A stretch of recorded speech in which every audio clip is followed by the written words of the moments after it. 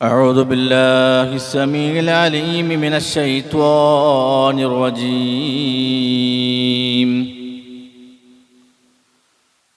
بسم الله العظيم القدرة والشان، شديد البطش والبرهان، وحافظ الدين والقرآن. أشهد أن حبيبنا محمد صلى الله عليه وسلم رسول الله، سيد الأولين والآخرين، وخاتم الأنبياء والمرسلين، وحبيب رب العالمين. أما بعد، فإن خير الكلام كلام الله، وخير السنن سنن محمد صلى الله عليه وسلم، وشر الأمور محدثاتها، وكل محدثة بدعة، وكل بدعة ضلالة، وكل ضلالة في النار. أعوذ بالله من الشيطان الرجيم. يا أيها الذين آمنوا اتقوا الله حق تقاته، ولا تموتن إلا وأنتم مسلمون. بسم الله الرحمن الرحيم. ولا تخزني يوم يبعثون، يوم لا ينفع مال ولا بنون، إلا من أتى الله بقلب سليم. رب اشرح لي صدري ويسر لي أمري، واحلل عقدة من لساني يفقهوا قولي.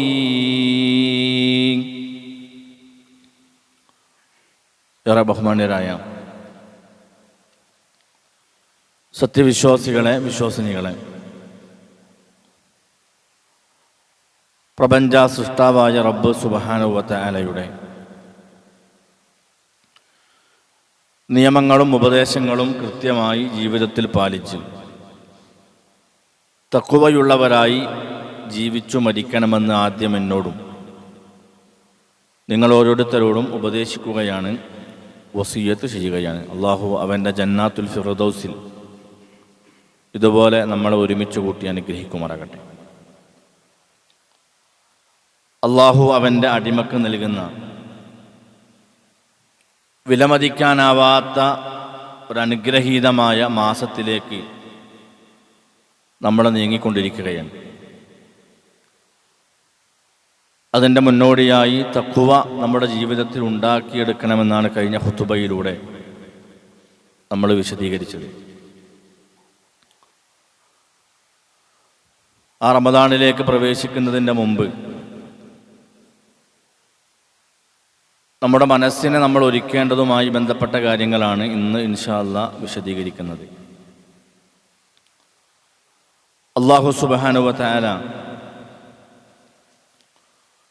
മനുഷ്യരോട് കാണിക്കുന്ന ആദരവിനെ പറ്റിയും അനുഗ്രഹത്തെപ്പറ്റിയുമൊക്കെ ചർച്ച ചെയ്യപ്പെടുമ്പോൾ മുൻഗാമികളായ പല ഉലമാക്കളും പറഞ്ഞ വാക്ക് ഒരുപാട് നോമ്പ് നോൽക്കാനും ഒരുപാട് റമദാൻ ജീവിതത്തിൽ ലഭിക്കുക എന്നുള്ളതാണ് ഒരു വിശ്വാസിയെ സംബന്ധിച്ചിടത്തോളം പകരം വെക്കാനില്ലാത്ത റബ്ബിൻ്റെ അനുഗ്രഹം തന്നെ. കാരണം ഓരോ റമദാനും കഴിഞ്ഞുപോയ കാലങ്ങളത്രയും നമ്മൾ ചെയ്തു പോയ പാപങ്ങൾ പൊറുക്കപ്പെടുകയും വരാനിരിക്കുന്ന മരണം വരെ ഈമാനോടെ തഖ്വയോടെ നിലനിൽക്കുവാനുള്ള ഒരു എനർജി ലഭിക്കാനും അല്ലാഹു മനുഷ്യർക്ക് നൽകിയ ഒരു അനുഗ്രഹമാണ് പരിശുദ്ധ റമദാൻ. നമ്മെ സംബന്ധിച്ചിടത്തോളം ആ പരിശുദ്ധ റമദാനിനെ വേണ്ട രീതിയിൽ ഉപയോഗിച്ച മുഅ്മിനുകളാണോ ഞാനും നിങ്ങളുമൊന്ന് സ്വയം ബോധ്യപ്പെടണമെങ്കിൽ ഇക്കഴിഞ്ഞ റമദാനിന് ശേഷം അവിടെ നിന്നിങ്ങോട്ടുള്ള തുടർന്നുള്ള 11 മാസക്കാലം ആ റമദാനിൻ്റെ ഏതെങ്കിലും ഒരു ഈമാനിൻ്റെ തഖ്വയുടെ അടയാളമോ സ്വഭാവമോ നമ്മുടെ ജീവിതത്തിൽ ഇല്ല എങ്കിൽ ഒരു നിലക്കും ആ റമദാനിനെ ഉപയോഗപ്പെടുത്താൻ സാധിക്കാത്ത പമ്പര വിഡ്ഢികളാണ് അള്ളാഹുവിൻ്റെ മുന്നിൽ ഞാനും നിങ്ങളും. പലപ്പോഴും പല ആളുകളൊക്കെ സങ്കടത്തോടെ ചോദിക്കാറുണ്ട്, സ്വഹാബത്തിന് മാറ്റമുണ്ടാക്കിയതുപോലെ എന്തേ റമദാൻ നമുക്ക് മാറ്റമുണ്ടാക്കാത്തത്? സോഷ്യൽ മീഡിയയിലൂടെ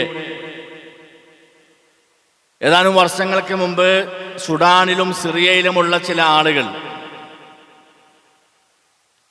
സൗദി അറേബ്യയിലെ ഫത്വ നൽകുന്ന ലജ്നത്തു ദായിമയോട്, പണ്ഡിതന്മാരോട് ഓൺലൈനിലൂടെ മെയിലുകൾ അയച്ചുകൊണ്ട് അവർ ചോദിച്ച ചില സംശയങ്ങളുണ്ട്. അവർ ചോദിച്ച ചോദ്യം എന്താണെന്ന് അറിയങ്ങൾ? ഒന്നും കഴിക്കാതെ നോമ്പ് നോൽക്കാനും നോമ്പ് തുറക്കാനും പറ്റുമെന്നാണ് ചോദിച്ചത്. പ്രിയമുള്ളവരെ, സുഡാനിൽ നിന്നായിരുന്നു. അഥവാ 2 നേരം പച്ചവെള്ളം കൊണ്ട് മാത്രം നോമ്പെടുക്കാനും നോമ്പ് തുറക്കാനും പറ്റുമെന്ന്.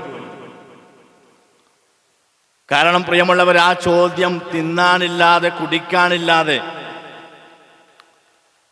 എന്നാലും പരിശുദ്ധ റമദാനിൻ്റെ ചൈതന്യം ഉണ്ടാകണമെന്ന് ആത്മാർത്ഥമായി ചിന്തിക്കുകയും അതനുസരിച്ച് ജീവിതത്തെ ചിട്ടപ്പെടുത്തുവാൻ ആഗ്രഹിക്കുകയും ചെയ്ത ഒരു ജനത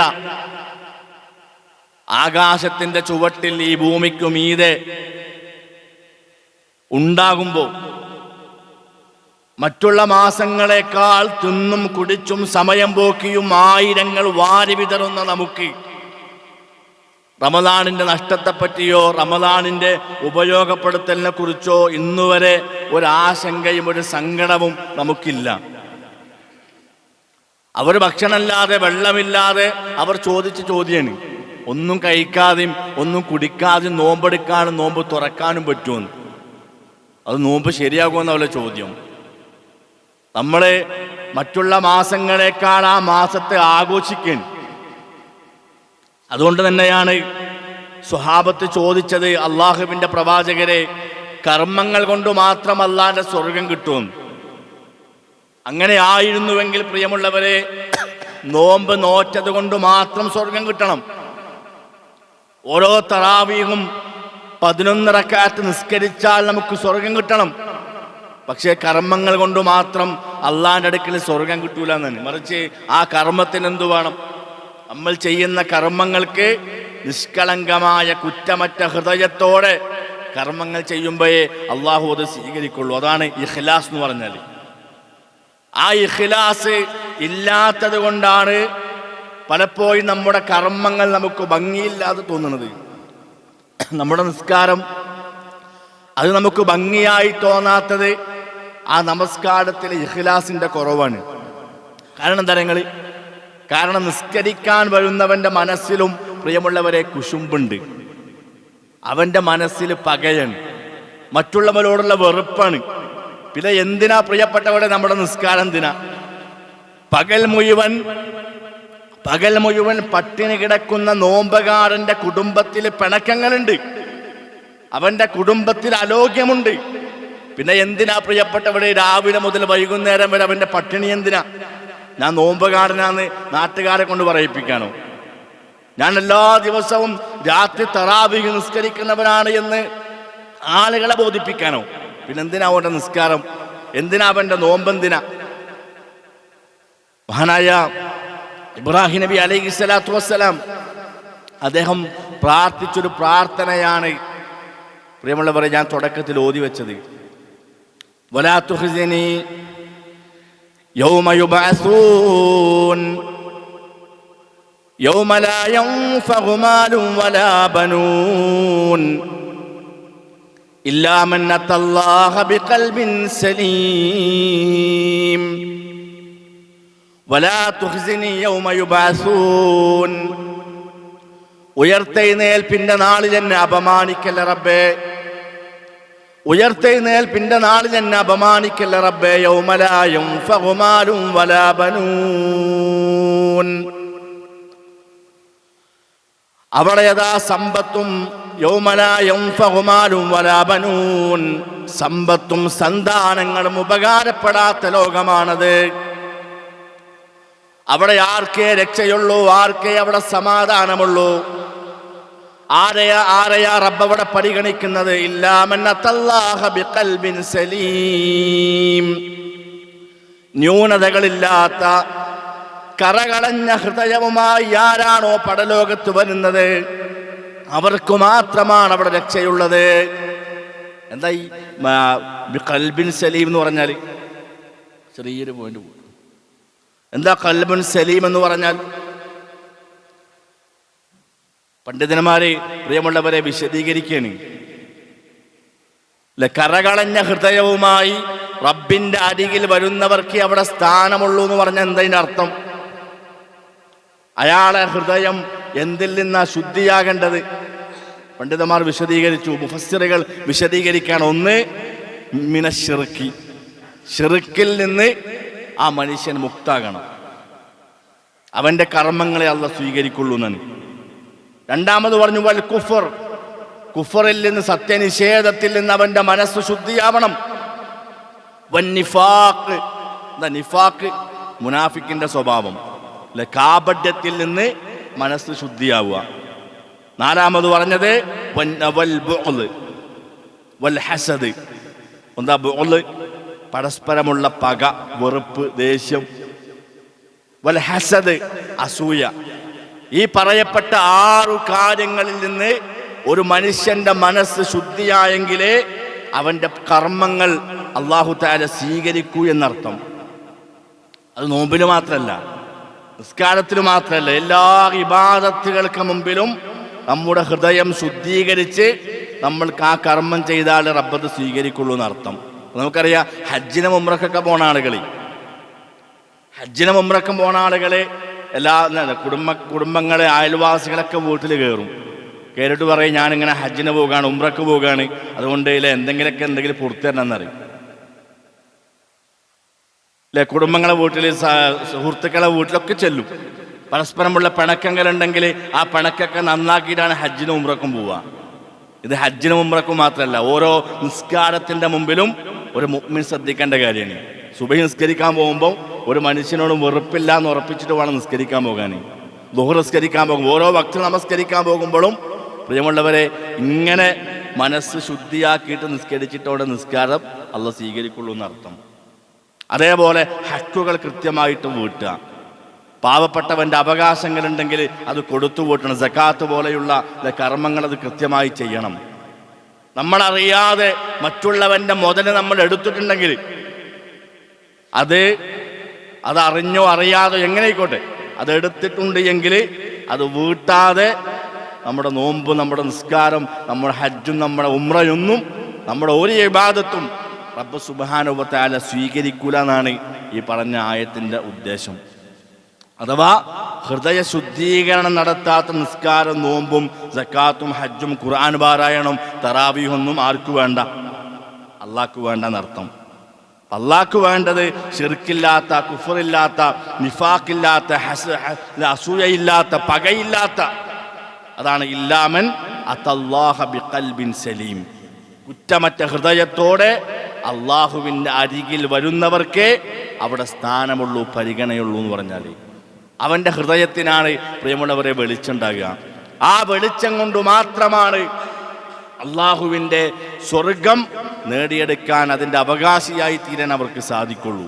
അതുകൊണ്ട് കളങ്കമറ്റതും കപടരഹിതവും ആത്മാർത്ഥത നിറഞ്ഞതുമായ പ്രവർത്തനങ്ങൾ മാത്രമേ അല്ലാഹു തആല സ്വീകരിക്കുന്ന അർത്ഥം. ഒരു കറയും ബാധിക്കാത്ത, മനുഷ്യന്റെ കണ്ണുകൾ കൊണ്ട് കാണാൻ പറ്റാത്ത, എന്നാൽ നിമിഷ നേരങ്ങൾ കൊണ്ട് മിടിച്ചും ചിന്തിച്ചും കൊണ്ടിരിക്കുന്ന മനുഷ്യന്റെ തൊലിക്കുള്ളിലെ ആ മാംസ കഷ്ണമുണ്ടല്ലോ, കഴിഞ്ഞ ഖുതുബയിൽ നമ്മൾ പറഞ്ഞതുപോലെ, ആ മാംസ കഷ്ണം നന്നാകാത്തവന്റെ അമലോ ഇബാദത്തുകളോ കർമ്മങ്ങളോ അതെത്ര ഭംഗിയാണെങ്കിലും പ്രിയമുള്ളവരെ അല്ലാഹു തആല സ്വീകരിക്കൂല എന്നർത്ഥം.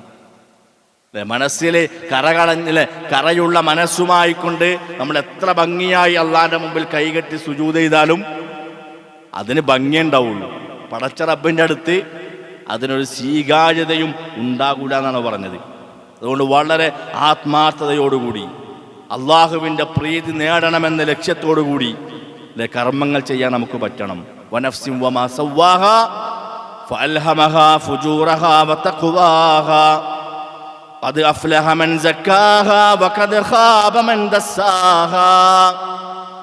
ആ ആത്മാവിനെ ആര് പരിശുദ്ധപ്പെടുത്തിയോ അവനതാ വിജയിച്ചിരിക്കുന്നു. വഖദ് ഖാബ മൻ ദസ്സാഹാ, അതിനെ കളങ്കപ്പെടുത്തിയവൻ പരാജയപ്പെട്ടു എന്നാണ്. അതുകൊണ്ട് ഓരോ റമദാൻ വരുമ്പോഴും ആവർത്തിച്ചാവർത്തിച്ചു നമ്മൾ ചിന്തിക്കേണ്ടത് പ്രിയപ്പെട്ടവർ നമ്മുടെ മനസ്സ് നന്നായിക്കണമെന്നാണ്. കപടതയും അല്ലെങ്കിൽ കാപട്യവും പകയും വെറുപ്പും വിദ്വേഷവും അഹന്തയും അഹങ്കാരങ്ങളും പൊങ്ങച്ചവും പുച്ഛവും മേഷണയും പടദൂഷണവും ഹറാമായ പലിശ ഇടപാടുകളും കുടുംബബന്ധം മുറിക്കലും ഇങ്ങനെ മലിനമായ നമ്മുടെ മനസ്സ് നന്നാക്കാൻ നമുക്ക് സാധിച്ചിട്ടുണ്ടോ ഇല്ലേന്നാണ് ഓരോ റമദാൻ വരുമ്പോഴും ആദ്യം വിശ്വാസികളായ നമ്മൾ ചിന്തിക്കേണ്ടത്. അല്ലാഹു തആല പ്രിയപ്പെട്ടവരെ ആ ഹൃദയത്തിലേക്കാണ് നോക്കുക. നിങ്ങൾ രാവിലെ തന്നെ അത്താഴത്തിന് എണീറ്റോന്നും ബാങ്ക് കൊടുക്കുമ്പോൾ തന്നെ തിന്നൽ നിർത്തിയോന്നും മഗ്‌രിബിന്റെ ബാങ്ക് കേട്ടപ്പോഴേക്കല്ലേ വാരി വലിച്ച് തിന്നാൻ തുടങ്ങിയതൊക്കെ റബ്ബ് നോക്കുന്നതിൻ്റെ മുമ്പ് അല്ലാഹ് പരിഗണിക്കുക എന്താണെന്നറിയോ? അവൻ്റെ മനസ്സ് ക്ലിയറാണോ എന്നാണ്. അവൻ്റെ ഹൃദയം ശുദ്ധിയാണോ? അവൻ്റെ ആ സുബഹിക്ക് അത്താഴം അല്ലാഹ് സ്വീകരിക്കും. അവൻ്റെ രാത്രി നിസ്കാരം അല്ലാഹ് സ്വീകരിക്കും. ബാങ്ക് കൊടുക്കുമ്പോൾ നോമ്പ് തുറക്കൽ അല്ലാഹു സ്വീകരിക്കണമെങ്കിൽ ആദ്യം അല്ലാഹ് നോക്കും അവൻ്റെ ഹൃദയമാണ്. അത് ക്ലിയറാണോ? അവൻ്റെ നോമ്പല്ല പരിഗണിച്ചു. അതല്ലാതെ രാത്രി നമ്മൾ കാലിൽ നീര് വരുവോളം എത്ര ദീർഘമായി നിസ്കരിച്ചാലും കാലിൽ നീരുണ്ടാകുന്നല്ലാതെ ആ നിസ്കാരം കൊണ്ടൊരു നേട്ടം ഉണ്ടാവില്ല. അതുകൊണ്ട് കൃത്യമായിട്ട് നമ്മൾ ചിന്തിക്കുക, ആലോചിക്കുക. റമദാനിൻ്റെ മുന്നൊരുക്കമെന്ന നിലയ്ക്ക് പലതും നമ്മൾ നനച്ചു കുളിക്കുന്നുണ്ട് അല്ലേ? ആദ്യം നമ്മൾ നനച്ചു കുളിക്കേണ്ടത് പ്രിയപ്പെട്ടവർ നമ്മുടെ ഹൃദയമാണ്. നമ്മുടെ ഹൃദയമാണ് ആദ്യം നമ്മൾ കുളിപ്പിക്കേണ്ടത്. ലൈസൽ ബിർറ അൻ തുവല്ലു വുജൂഹക്കും, നിങ്ങളുടെ മുഖം കിബിലക്ക് നേരെ തിരിച്ച് മണിക്കൂറുകളോളം റബ്ബിന്റെ മുന്നിൽ നിസ്കരിക്കുക എന്നതല്ല പുണ്യം. വലാകിൻ യനാലുഹു തഖ്വാ മിൻകും, നിസ്കരിക്കുന്ന നിങ്ങളുടെ തഖ്വയാണ് അല്ലാഹു തആല പ്രിയമുള്ളവരെ പരിഗണിക്കുക. അതുകൊണ്ട് ഓരോ റമദാനിലേക്ക് നമ്മൾ പ്രവേശിക്കാനിരിക്കുമ്പോഴും ആ ഹൃദയത്തെ നന്നാക്കാനാണ് പ്രിയമുള്ളവരെ ആദ്യം നമ്മൾ പരിശ്രമിക്കേണ്ടത്. എങ്ങനെയാ മനസ്സെന്നാവുക അല്ലേ? ഇത്തരം ഈ പറയപ്പെട്ട കാര്യങ്ങളിൽ നിന്ന് നമ്മൾക്ക് മുക്തമാകാൻ പറ്റണം. ഈ പറയപ്പെട്ടല്ലേ ഇല്ലാമൻ അത്തല്ലാഹ ബിഖൽബിൻ സലീം എന്ന് പറയുന്ന ഈ 6 കാര്യങ്ങളിൽ നിന്ന് നമ്മുടെ മനസ്സ് മുക്തമാകുമ്പോഴാണ് നമ്മുടെ ഹൃദയം ശുദ്ധിയാവുകയുള്ളൂ. അതുകൊണ്ട് എനിക്ക് മാറണമെന്ന് കൃത്യമായി സഹോദരങ്ങളെ നമ്മൾ ആലോചിക്കുക, ചിന്തിക്കാം. ഞാൻ നിന്ന് നിസ്കരിക്കുന്ന എൻ്റെ ഖിയാമുൽ ലൈൽ തറാവീഹ് നിസ്കാരങ്ങൾ ആ റബ്ബിൻ്റെ അടുത്ത് ഗുണമുണ്ടാകണം എന്ന് സ്വയം മനസ്സിലാക്കി അല്ലെ, മാലിന്യങ്ങൾ കൊണ്ട് അത് നിറഞ്ഞ മനസ്സിനെ മാലിന്യമുക്തമാക്കാൻ നമ്മൾ സ്വയം തീരുമാനിക്കുക. ഇല്ല എങ്കിൽ പ്രിയപ്പെട്ടവരെ ആ റബ്ബിൻ്റെ അടുത്ത് നമ്മുടെ ഒരു കർമ്മവും അല്ലാഹ് സ്വീകരിക്കൂല. റമദാനിന് വേണ്ടി ഞാൻ പറഞ്ഞല്ലോ, നമ്മളൊക്കെ നനച്ചുകൂടി തുടങ്ങിയിട്ടുണ്ട് പല വീട്ടിലും. വീട് വൃത്തിയാക്കി, പരിസരങ്ങൾ വൃത്തിയാക്കി, അല്ലെ ജനലും വാതിലൊക്കെ തുടച്ച് വൃത്തിയാക്കുന്ന ആളുകളുണ്ട്. അതൊക്കെ നല്ല കാര്യങ്ങളാണ് അല്ലെ. വറക്കാനുള്ളത് വറക്കും, പൊടിക്കാനുള്ളത് പൊടിക്കും. അതിൻ്റെയൊക്കെ മുമ്പ് നമ്മൾ ചെയ്യേണ്ടത് നമ്മുടെ മനസ്സിനെ കഴുകി ശുദ്ധീകരിക്കുക എന്നുള്ളതാണ്. അതല്ലാതെ നമ്മൾ റമദാനിലേക്ക് പ്രവേശിച്ചാൽ 30 ദിവസം പട്ടിണി കിടന്ന് നാട്ടുകാരെ ബോധിപ്പിക്കാന്നല്ലാതെ പടച്ച റബ്ബിൻ്റെ മുമ്പിൽ നയാ പൈസൻ്റെ കൂലി നമ്മളാരും പ്രതീക്ഷിക്കണ്ട. അതുകൊണ്ട് തോൽക്കേണ്ടിടത്ത് തോറ്റും ക്ഷമിക്കേണ്ടിടത്ത് ക്ഷമിച്ചും നമ്മുടെ അമലുകൾ അള്ളാഹു സ്വീകരിക്കാനുള്ളൊരു മാർഗം പ്രിയമുള്ളവർ നമ്മളൊക്കെ കണ്ടെത്തുക. എൻ്റെ നെറ്റിത്തടത്തിലെ നിസ്കാര തയമ്പിനേക്കാൾ ഞാൻ ധരിക്കുന്ന സലഫി പർദ്ദയേക്കാൾ മഫ്തയേക്കാൾ നാളെ റബ്ബിൻ്റെ അരികിൽ നാളെ റബ്ബിൻ്റെ അരികിൽ അള്ളാഹിൻ്റെ കോടതിയിൽ അള്ള വെറുത്തവനായ നിലയിൽ അള്ളാഹു വെറുക്കപ്പെട്ട വിഭാഗത്തിൽ നിന്ദ്യനാക്കപ്പെട്ട് മോശക്കാരനായി അള്ളാഹുവിൻ്റെ മുമ്പിൽ നമ്മൾ നിൽക്കേണ്ട ഒരു ഗതികേട് അള്ളാഹു നമ്മെ കാക്കുമാറാകട്ടെ. അല്ലേ, പല ആളുകളെക്കുറിച്ചും അല്ലേ നമുക്കറിയാം, നമ്മൾ പറയലുണ്ടെന്ത് ഓനെ അല്ലേ അവല് ഭക്തിന് പള്ളിയിലൊക്കെ ഉണ്ടാവും, അല്ലേ ഇബാദത്തിലൊക്കെ വളരെ ക്ലിയറാണ്, പക്ഷേ ഓൻ്റെ സ്വഭാവം വളരെ വീക്കാന്നറിയാം. ഒരു മനുഷ്യനെ കണ്ടാൽ മുണ്ടൂല, സംസാരിക്കൂല, ഒരാളെ കണ്ടാൽ ചിരിക്കൂല. നോക്കി ഇല്ല, പുഞ്ചിരി പോലും സ്വതക്കയാണെന്ന് പ്രവാചകൻ പഠിപ്പിച്ചത്. ഒരാളെ കാണുമ്പോൾ ചിരിക്കുക എന്നുള്ളത്, അല്ലെ ഒന്ന് പുഞ്ചിരിക്കുക എന്നുള്ളത് അത് സ്വതക്കയാണ് എന്ന് പ്രവാചകൻ പഠിപ്പിക്കുകയാണ്. അതുകൊണ്ട് അല്ലെ ഒരു മാറ്റങ്ങൾ പ്രിയമുള്ളവരെ നമുക്ക് ഉണ്ടാവണം. ഞാൻ ആരെയും കുറ്റപ്പെടുത്താനൊന്നുമല്ല ഇത് സംസാരം. അല്ലേ, പരസ്പരം കാണുമ്പോഴുള്ളൊരു ചിരി, ഒരു പുഞ്ചിരി, ആളുകളെ കാണുമ്പോഴുള്ളൊരു സംസാരം, ഇതൊക്കെ നല്ല സ്വഭാവത്തിൻ്റെ ഭാഗമാണ്. പരസ്പരമുള്ള പിണക്കങ്ങളോ അലോക്യങ്ങളോ എന്തെങ്കിലും മനസ്സിലുണ്ടെങ്കിൽ ആരെങ്കിലുമായിട്ട്, അതേത് പ്രശ്നത്തിലേക്കൂടെ, പള്ളിയോ അല്ല സംഘടനാപരമോ അതല്ലെങ്കിൽ കുടുംബപരമായിട്ടോ സുഹൃത്തു ബന്ധങ്ങളിലോ എവിടെയാണോ പ്രിയമുള്ളവരെ നമുക്ക് പരസ്പരമുള്ള ആലോക്യമുള്ളത്, അത് കൃത്യമായി നന്നാക്കാൻ നമുക്ക് സാധിക്കണം. ഇല്ല എങ്കിൽ ഈ റമദാനിലേക്ക് നമ്മൾ പ്രവേശിച്ചിട്ടൊരു കാര്യമില്ല. അതുകൊണ്ട് ആദ്യം നമ്മുടെ മനസ്സിനെ നമ്മൾ ശുദ്ധിയാക്കുക, തഖ്വയുള്ളവരായി മാറുക. ആ നിലയ്ക്ക് പരിശുദ്ധ റമദാനിനെ സ്വീകരിക്കാൻ നമ്മൾ തയ്യാറാവുക. അള്ളാഹു അങ്ങനെയുള്ള വിശ്വാസികളിൽ, മുത്തഖീങ്ങളിൽ അള്ളാഹു നമ്മെ ഉൾപ്പെടുത്തി അനുഗ്രഹിക്കുമാറാകട്ടെ.